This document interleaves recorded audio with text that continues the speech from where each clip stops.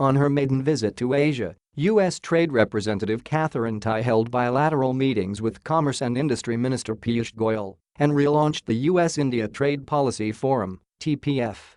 A lot has transpired in the Indo-US economic partnership in the 4 years since the TPF was last convened, from machinations towards a free trade agreement to the failure to even reach a mini-trade deal towards the latter half of the Donald Trump administration days. Instead of progress, there were setbacks, including raised import tariffs and the withdrawal of benefits to Indian exporters under the U.S.'s Generalized System of Preferences (GSP), which triggered retaliatory trade barbs that marquee American businesses, Harley-Davidson and Ford, have left India has not helped optics, even if their motivations may not have been solely linked to difficult trade norms. With the Joe Biden administration shutting the door on new trade pacts and being cold to restoring the GSP status, India must be ruing the hard stances that scuttled the chances of sealing a deal in the Trump era. Ms. Tai's visit offers a fresh reset chance.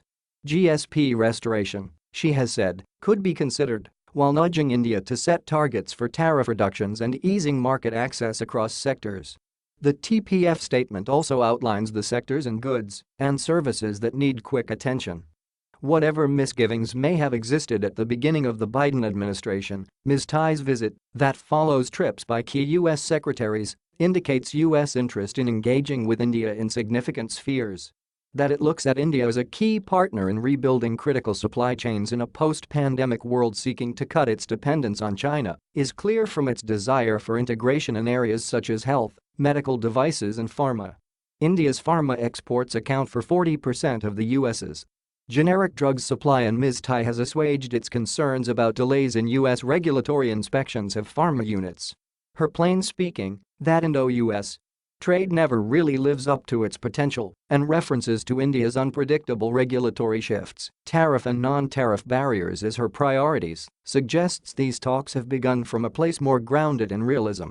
This should serve as a wake-up call for the government about its trade posture and spur a more open approach towards a market that will remain the most critical, irrespective of the trade deals it is seeking with other nations.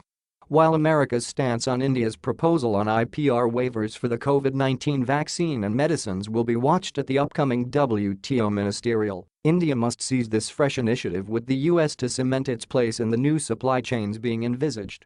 For starters, it must proactively steer away from the protectionism that is leading the globalized world adrift